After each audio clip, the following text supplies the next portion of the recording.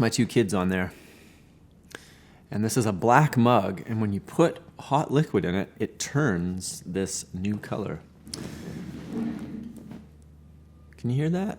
There's a construction site going on outside. Just paving the road. Paving the road. Hey guys, welcome to another video. Today I want to talk about INFJ friendships and relationships. If you don't know what an INFJ is, maybe go check out one of my earlier videos on the topic. It seems to me from reading the comments that a lot of INFJs struggle with this. It's something that I have struggled with. It's relationships and friendships are something that's always been kind of at the forefront of my mind my whole life. It's something that's important to me, but it's also something that I've had a really hard time with and things that have been extremely perplexing to me. So it seems to me from my observation that most people out there in the world are fairly happy with a less robust, I want to say weak, but I'm going to use the word less robust definition of friendship than I have. A lot of people use the word friend to describe people that I wouldn't really call a friend. So my definition of a friend is somebody that I have like a deep connection with. Got some mutual vulnerability. I think that might be the key for my definition of friend. And what is mutual vulnerability? It means that you're both vulnerable with each other. And I think without vulnerability, you can't really have a real deep connection friendship. A deep connection friendship is sort of based on emotional intimacy. So I've made a couple of videos on that as well. You could go check those out. I'll put some links in the description. But emotional intimacy at its core is a deep level of understanding, acceptance. You can be yourself with this person and they kind of accept you without, criticizing you for like who you are, I guess. It's somebody that you can trust. And even if they do disagree with you, they do so in a way that doesn't criticize you, if that makes sense, or shame you. I think that's actually one misconception that a lot of people have, is that accepting a person is the same as agreeing with them. You can actually have a really deep connection with somebody. You can understand them, you hear them, you accept them for who they are, regardless of this opinion they have, and still disagree with it. It's sort of like a debate team or a debate club. What's the first thing you do when you're responding to somebody? You listen to the other side's argument and you almost firm it up in your brain so that you completely understand them, you accept them for their opinion, and then you offer your rebuttal or whatever. I think a lot of people miss that when it comes to friendships. They think that in order to accept somebody, they must agree, and because they don't agree, then they don't accept. So that's always something I've really struggled with, because intuitively for me, I have no problem disagreeing with somebody. I can be friends with somebody with completely different beliefs as long as they're okay with it too, for one, but also as long as they're okay with talking about it once in a while, because I like to talk about that kind of stuff. I like to know why people believe what they believe. I like to hear their reasons for things. And I think sometimes a lot of people don't like to talk about that stuff. And so that kills the mutual vulnerability, because if they don't want to talk about it, then they're not willing to be vulnerable in that area. So as I was saying, I think a lot of people, though, are okay with not being vulnerable. I think the word friend in general seems like it's kind of been hijacked. Or maybe I'm the one that's hijacked it, I'm not sure. But, you can be friends on Facebook without even really knowing who this person is. I mean, I got lots of people that I'm friends with on Facebook that I've never even met. I've never even talked to. I may not have talked to them in 10 years, yet I'm a friend on Facebook. I think maybe one of my problems traditionally the last, while has been, as I grow and I change, it's almost like I expect these old friends of mine to change along with me and the relationship to grow. I love progress, and I think that's maybe a big issue with myself, and I've heard with other INFJs, is because we enjoy progress so much, we're in the finishers category of personalities. There's 4 in in that category, that we love progress, we love working towards goals, and we don't like things to go stagnant. And that includes our relationships. So if we end up in a friendship that's starting to feel stagnant, or worse, is actually sliding backwards, I think that can make me quite uncomfortable. And this could be friendships or romantic relationships as well. Like if you end up in a marriage that goes stagnant and something you're trying to fix, or let's say it starts to slide backwards and you're getting less close, there's less communication, and it's something that I've had to deal with.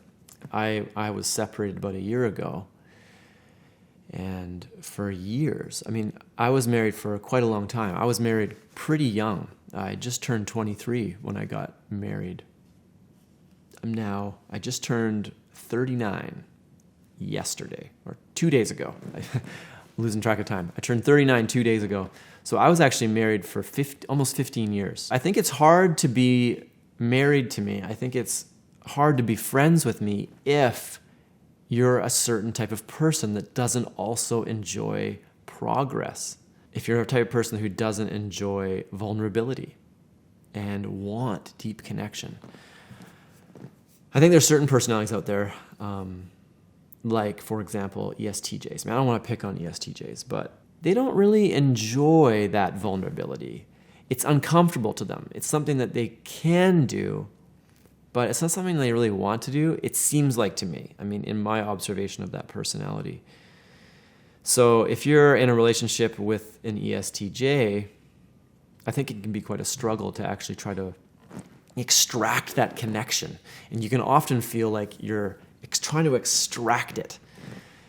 And I think that's a really stressful place. I don't like being in that place. So as I was saying, I think the key for any INFJ is to work towards getting that one deep connection friendship. And I will say, I don't think it's easy to get that. I think it's not even something that I really experienced until I was in my 30s. That first actual deep connection friendship. And there's some awkward things that go along with that when you first experience it. So I'll tell you a little story. About 5 or 6 years ago, I met a friend, and we kind of just connected. As the years went on, we started to talk more and more, talk about deeper things. And it's interesting how it worked, because it wasn't like an instant thing.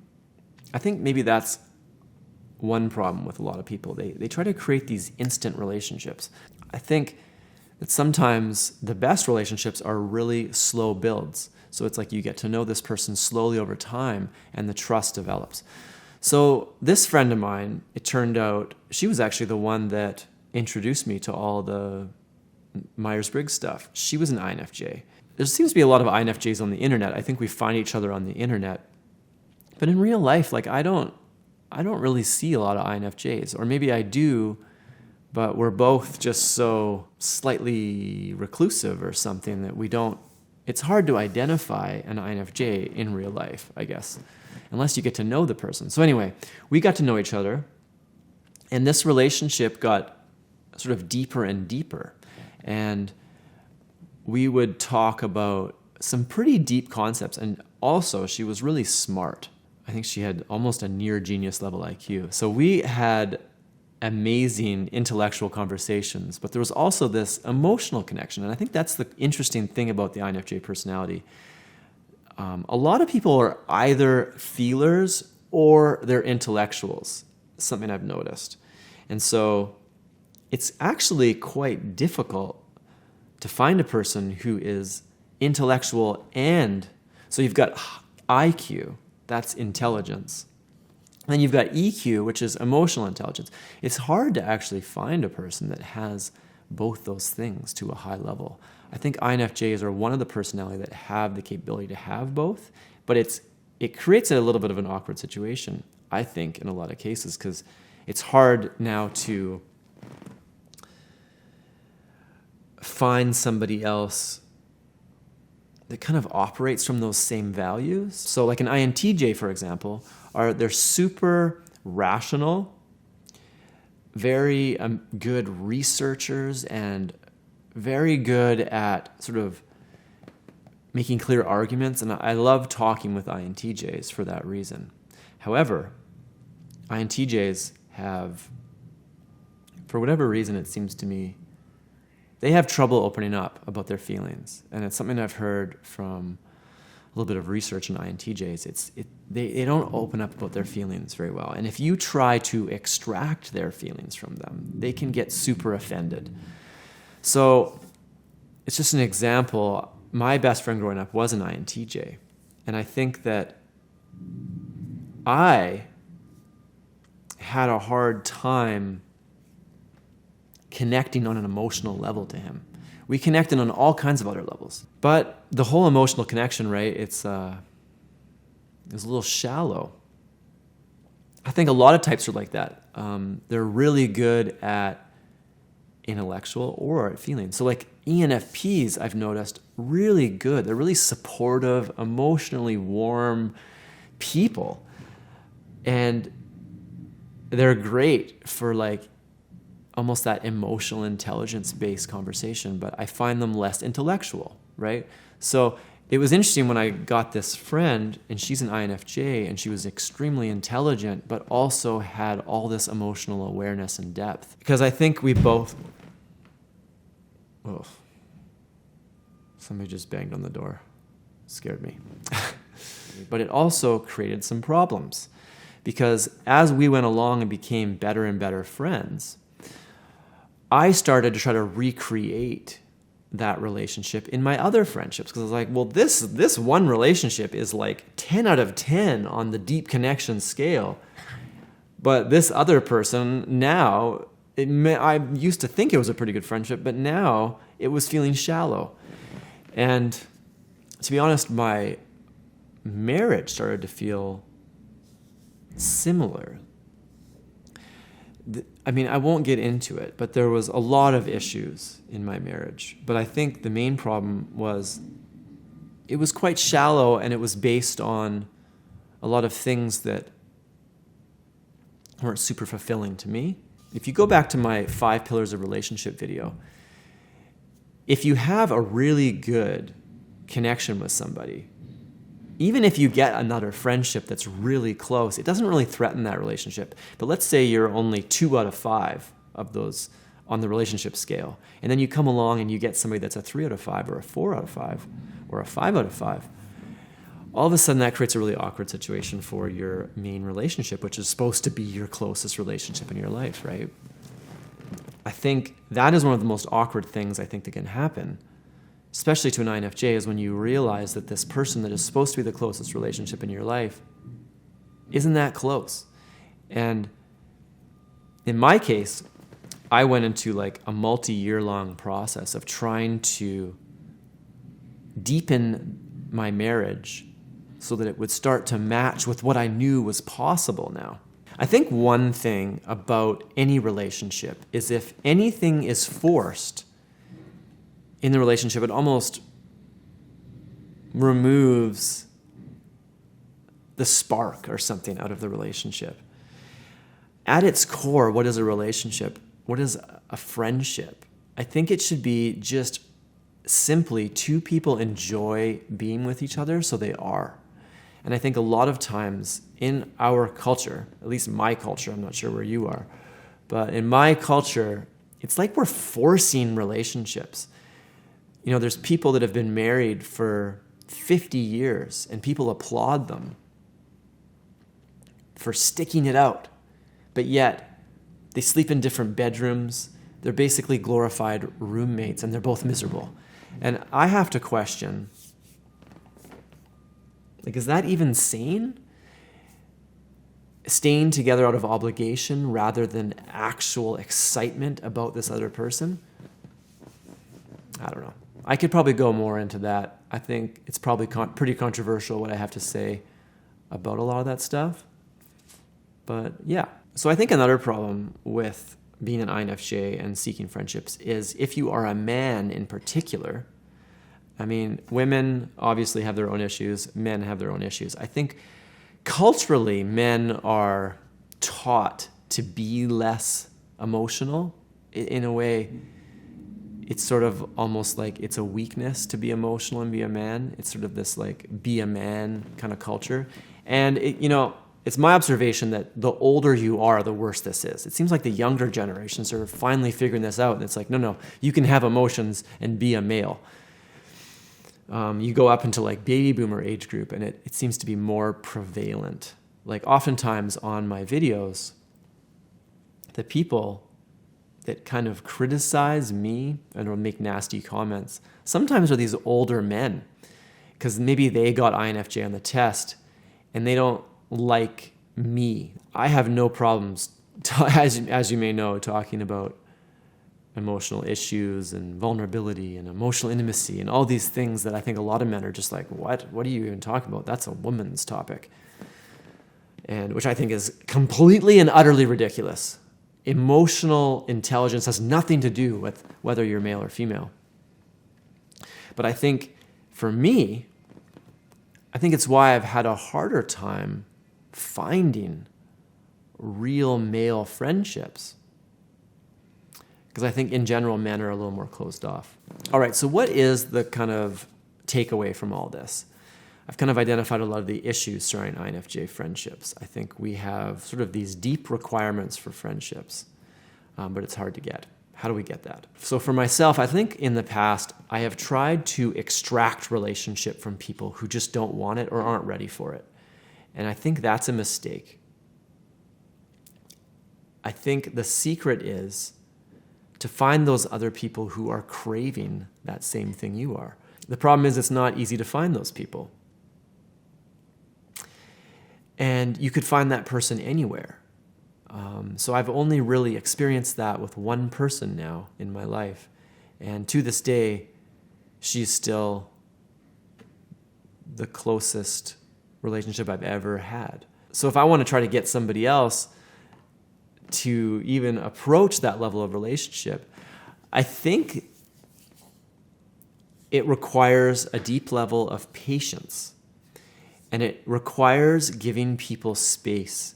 If people don't open up on their own, they're not going to open up. You can never force somebody to open up. And if you ever get to the point where you're upset at somebody because they're not being vulnerable, they're not opening up, I almost wonder if, I don't know, it seems like maybe some people can change. Unfortunately, I've had a lot of narcissists in my life, and it's been extremely damaging, and I'm like half broken because of it, and it's something that I'm trying to rebuild. Narcissists don't change. Narcissists make you think they're going to change. They want you to think. They like kind of dangle a carrot on a stick in front of you. It's always, don't worry, this is going to get better. I call it vague hope. It's this word I've kind of come up with to describe. It's not real hope. It's not even a real plan or actual change that's going to occur. It's just this vague hope for the future. And I think I get sucked into that really easily, or I used to. I am on the lookout for vague hope all the time now. But going back to the issue, because I get distracted constantly and go off on tangents, something that I've been thinking about lately is instead of trying so hard with all these old friends of mine that don't seem to be working out, I'm kind of just like releasing them and letting them go. I'm keeping them as a casual friend, but I'm not requiring so much out of them. And then what I've been thinking about is trying to focus my energy now. So now that my energy isn't tied up in all these exhausting relationships, I can look for new ones or invest energy into new people. So another thing I think I've been susceptible to is allowing other people to decide if we're friends. So somebody comes along and kind of adopts me as a friend, and I'm like, oh, okay, here's a new friend that's adopted me. So one thing I'm trying to do is I'm trying to be more proactive in my friendships, trying to find those people that I actually like and kind of breathe into them a little bit and almost try to form some new friendships that way. For me, I think the basis of friendship is somebody that I can have a conversation with. Just looking for friends that have similar interests, that's not enough. One thing I think that all INFJs maybe struggle with is I think sometimes we can be quite blunt and direct, and we can come across as critical and judgmental to other people's thoughts and ideas. Like, let's say I have spent a whole year pondering and thinking about some issue or idea, and then I kind of come to a conclusion in the end. And now somebody else comes along and starts talking about that. And you can kind of tell that they're in the beginning stages of even thinking about that. At that point, I think that we have a bit of a responsibility to kind of let them almost come to those conclusions on their own, almost foster those ideas without just blurting out and telling them what to do. Something I've been trying to do is almost, rather than telling a person something, ask questions until they come to the conclusion themselves. I think the secret to good, deep connection, friendships, and relationships is trust. And so if somebody thinks you're judgmental and critical, that's going to kill trust. So as a final word of encouragement, a lot of INFJs I hear from, they say they don't have any friends. They, might feel upset and sad about this. I've said it. But something that I've kind of learned to accept is that I'm never going to have a lot of friends. I have a couple friends, a couple close friends, and I think that's okay. And I think it's okay to maybe classify all the rest as just acquaintances. Friendships are something that are built. They're not something that you just get. A close friend is something that's earned, and it's something that you have to kind of work towards and foster. And if you want to, and it's something you care about, I think that any of us can work towards that, finding those people that we can relate to on a deep level. Because I think once you find those people, it can bring so much more meaning to life to have somebody that you can share yourself with. I really like that. But I think a real friendship takes years of constant communication to really get to that point. You can't rush it, and you can't expect something out of somebody that they haven't grown and they're not ready to give yet. Anyway, guys, thanks for watching the video. Hope you got something out of that. Feel free to leave a comment and hit the like button. I hear that helps the YouTube algorithm if you like stuff, especially if you watched all the way to the end. That's cool. And subscribe if you want to hear more from me in the future. All right. Have a good day. See ya.